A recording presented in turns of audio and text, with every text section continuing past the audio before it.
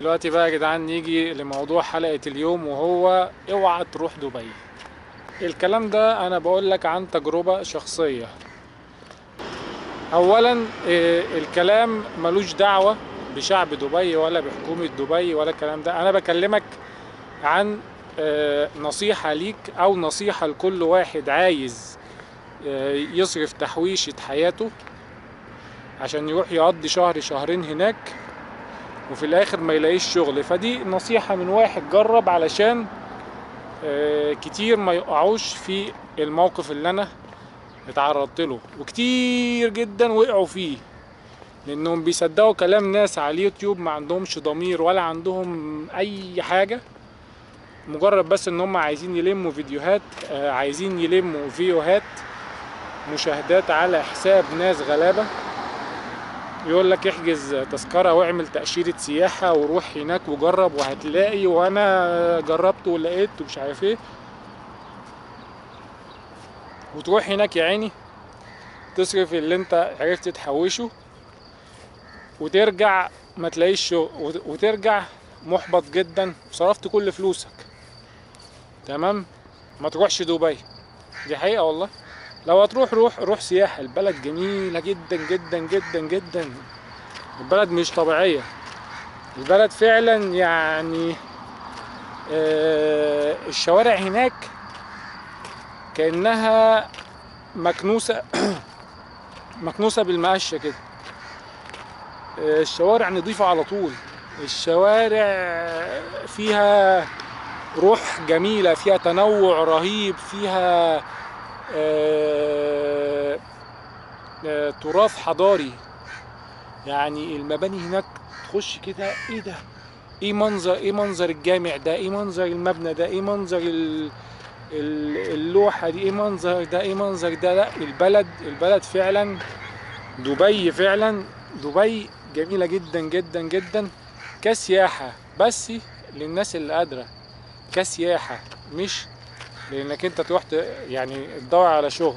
انا شفت هناك الناس الاجانب منبهرين، والله. يعني انت تشوف منظر السائح الاجنبي، ما تعرفش ده جنسيته انجليزي ولا فرنساوي ولا الماني ولا ارميني.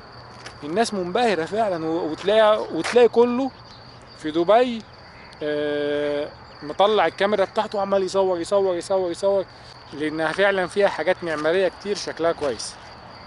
تعالوا تعالوا بس الاول ايه، ندي كام واحدة عقلة كده.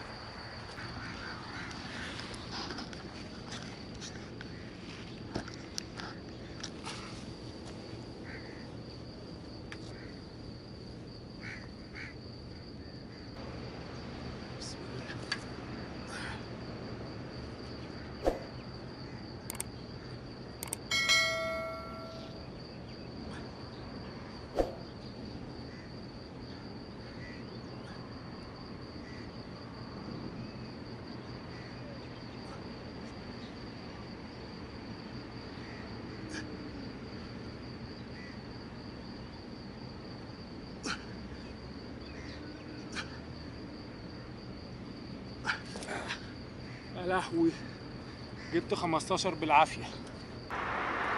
عبارة عن تجربة شخصية. أنا بنصح غيري، بقول له عن تجربتي، علشان حرام ما تصرفش كل اللي انت حوشته وتروح هناك وترجع محبط و فدي عبارة عن تجربة شخصية ليست أكثر، أو نصيحة للناس اللي ما عندهاش خبرة.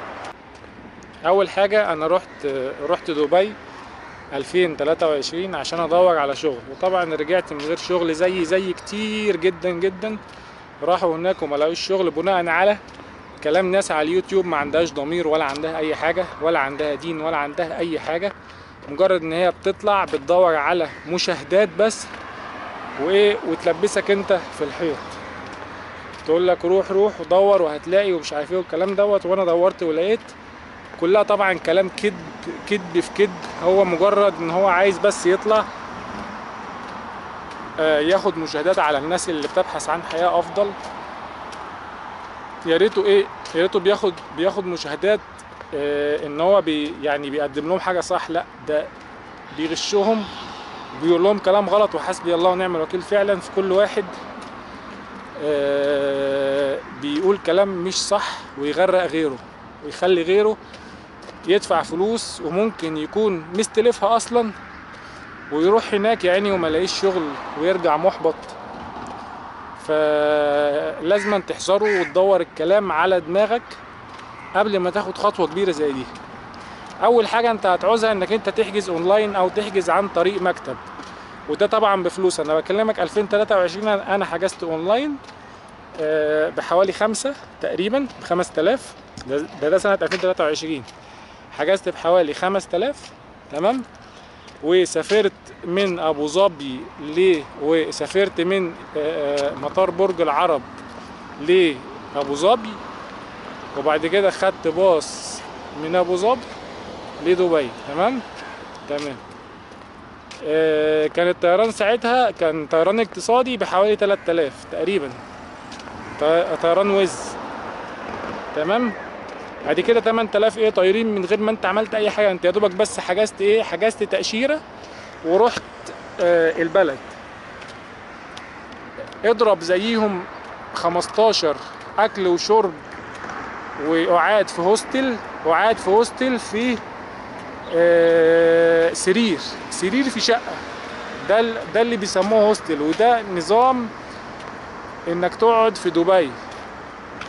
تمام. غير كده انت لو عوزت تقعد في مكان ليك اضرب ممكن تدفع لك 40,000 مثلا مقابل انك انت تقعد لك شهر هناك في سكن خاص بيك لوحدك. الكلام من غير مبالغة حاليا تمام. اول لما تنزل ابو ظبي بتحس ان في اختلاف كبير جدا. يعني انت كنت في مطار برج العرب، اللي راح مطار برج العرب يعني يعرف يعني ايه مطار برج العرب.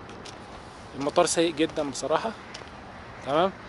اول لما تروح ابو ظبي يا ابوي على النظافة، ايه ده وتلاقي هناك الشعب الاماراتي قمة في التواضع والذوق والبشاشة وبتاع. يعني باين عليا ان انا كنت اول مرة اسافر والكلام دوت. طبعا انت نازل ابو ظبي فاهم، فلقيت لك الناس اول لما كان كان كل الناس تقريبا مصريين ما عدا تلاقي 2 3 هنود او حاجه كده، والله ما فاكر، 2 3 هنود تقريبا. الناس لقيتها بتجري. فانا تهت. لقيت لك اتنين عساكر بيقولوا لي رايح فين مش عارف وبيبتسموا في وشي وبتاع. فتنزل تحس بالاختلاف وتحس شعب يعني عنده ترحاب كده فتنزل اول حاجه هتلاحظها النظافه الكبيره قوي في مطار ابو ظبي. بعد كده خدت باص من ابو ظبي لدبي. تمام. تنزل بقى دبي تنبهر، اقسم بالله دبي عباره عن انبهار في انبهار. حتى ناس هناك من مختلف الجنسيات. يعني انا كان في الهوستل اللي انا قاعد فيه، هم بيسموه هوستل بس هو شقة يعني. تمام. كان في ناس من ارمينيا، وناس واحد الماني، واحد هولندي، ناس من جنسيات جامدة جدا فاهم. وتلاقيه واخد سرير في هوستل في دبي عشان يوفر حق حق ان هو يروح يعني يتفسح ويلف دبي والكلام ده. اول حاجة لما تروح دبي بصوا محطة المترو هناك تحس ان هي متحف مش محطة مترو. الباص هناك حاجة رهيبة. الشوارع النظافة مش طبيعية. دبي فعلا حاجة مختلفة جدا من حيث النظافة، من حيث العمران الحضاري الغير يعني مفهوش غلطة. لدرجة ان ناس اجانب هناك تشوف الاجانب هناك محدش ماشي غير بالكاميرا بتاعته، يعني الموبايل بتاعه، وعمال يصور يصور يصور يصور. كل لما انت تمشي حتى منظر الجوامع هناك حاجة رهيبة رهيبة. طول ما انت ماشي تلاقيهم مش عارف عاملين باب كده بشكل مختلف. تلاقي مبنى شكله مختلف. الشوارع الاسفلت ما فيهوش غلطة، اقسم بالله اسفلت دبي ما فيهوش غلطة.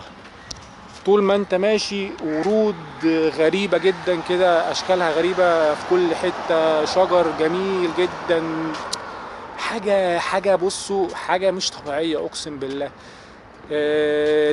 تلاقي هناك ادوات رياضية في الشارع اللي هم بيسموها ورك اوت جيم او اوت دور جيم. بص هناك تلاقي تبص هناك تلاقي الورك اوت دور ده في كل حتة، وتلاقي الناس متجمعة ومشغلين يعني اغاني، عاملين جروبات كده وعمالين يمارسوا رياضة مع بعض. تمام. الناس بتمارس رياضة في كل حتة، وناس يعني 50% اجانب، 50% اجانب، 50% هنود طبعا. فلا دبي غير انا ما بكلمكوش عن تروحوش دبي كرها في دبي. لا دبي حاجة جميلة جدا جدا جدا، بس اللي عايز يروح يتفسح. تمام.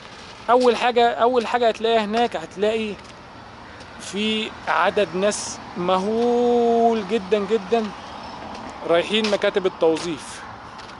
ومكاتب التوظيف دي اغلبيتها بياخدوا منك فلوس، يعني بياخدوا منك فلوس وبيعملوا لك مواعيد شغل فيك، غالبا مواعيد شغل فيك. تمام. هم بس بياخدوك على قد عقلك وياخدوا منك الفلوس.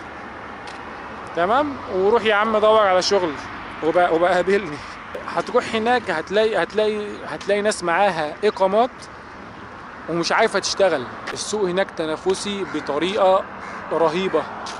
انت فاكر طبعا انك انت سابق زمانك وهتروح في اي حته هتلاقي شغل؟ لا مفيش الكلام ده. هتروح هناك هتلاقي بص ناس معاها اقامه، بتعرف تتكلم انجليزي، معاها خبره سابقه ومش عارفه تلاقي شغل. تمام. هتروح هناك ايه اللي هيحصل معاك كالاتي: هتروح هتدور على شغل على رجلك مش هتلاقي. تمام. ده اول حاجه. كل لما تروح مثلا محل، هتروح مول دبي عشان تدور على المحلات والكلام دوت، يقولوا لك يقولوا لك روح على الميل كذا، خد الميل بتاع الشركه اهو. تمام. تبعت لهم على الميل، يعني 70% مش هيردوا عليك. في ناس هيردوا عليك، بس اول حاجه هتلاقيهم بيكلموك بالانجليزي. تمام. لقوك مش عارف تتجاوب معاهم والكلام ده، طبعا هيصرفوا نظرك في ساعتها. ده اول حاجه. لازم يكون الانجليزي بتاعك قوي جدا علشان تتقبل، ولازم تكون مميز جدا جدا جدا، ومعاك يعني تبقى سبيشاليست، تبقى متخصص علشان تروح هناك وتلاقي وظيفه. غير كده 90% من الناس اللي راحوا هناك صرفوا فلوس طيران واقامه واكل وشرب، وفي الاخر رجعوا من غير شغل، رجعوا محبطين طبعا. انا اول مكتب رحت له بيقول لي احنا عايزين منك 8000 درهم عشان نعمل لك اقامه. تمام. واحنا الشغل جاهز. يا سلام. طب لو انا معايا 8000 درهم زياده عن حاجتي هجيلك ليه اصلا؟ تمام. ده اول مكتب رحت له. تاني مكتب وكان اخر مكتب طلب مني كام؟ طلب مني 400 ريال. فانا رحت له معيش 400 درهم قصدي. فانا قلت له معيش غير هم 200 درهم. وجاب لي 3 مواعيد شغل فيك، يعني واضحه جدا، لان اللي عمل معايا المقاولة ما قعدش معايا 5 دقايق على بعضيهم. وكان في مكان بعيد جدا جدا جدا عن دبي. كان في ابو ظبي او في يعني في لا مش في ابو ظبي، في الشارقة، في الشارقة، تمام، او في اماكن متطرفة من دبي جدا. يعني عاوز تركب مثلا مترو حوالي 20 محطة عشان اوصل لايه، عشان اوصل لمكان الشغل، مع ان انا مديله المكان اللي انا قاعد فيه، تمام. يعني انا كنت قاعد في قلب دبي في حتة جنب مترو صلاح الدين. شفت بقى ايه نوعيات هناك كتير جدا جدا جدا، مصريين ايه يقول لك عملت ايه مش عارف ايه، ما عندكش شغل. كل لما تشوف واحد مصري هناك، انت اشتغلت؟ طب انت جبت شغل؟ في الشارع، انت اشتغلت؟ طب انت جبت شغل؟ واللي يقول لك ده انا رحت، ده انا قضيت شهرين ورحت عمان عشان ارجع تاني وعشان اجدد تأشيرتي. طبعا انت ده بيتكلم مثلا واحد مثلا صارف له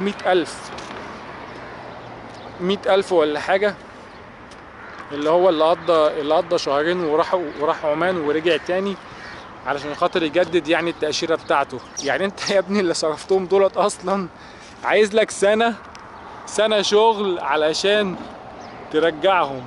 فما ف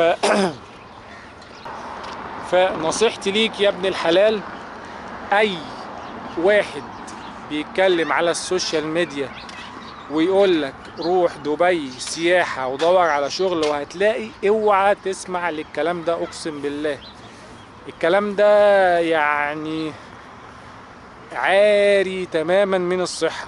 ازاي بقى تطلع دبي او السعودية او الخليج او اي حتة عامة؟ عايز تروح الخليج اطلع عن طريق مكتب، دي الطريقة الوحيدة ودي الطريقة المضمونة انك انت تعرف تلاقي شغل. غير كده اعرف ان واحد بيضحك عليك وبيعشمك بالغلط عن طريق مكتب، ويكون مكتب محترم. دي الطريقة الوحيدة. انما هتروح هتقطع تذكرة طيران وهتقطع سكن ومواصلات واكلك وشربك و وهترجع صدقني ايد ورا وايد قدام. فالطريقة الوحيدة انك انت تطلع عن طريق مكتب، ويكون مكتب محترم ويتابع معاك. ده كان فيديو النهاردة. اتمنى ان النصيحة تكون وصلت لأي حد عايز يجرب ان هو يسافر ويشتغل برا مصر او بيبحث عن معيشة افضل. كل التوفيق.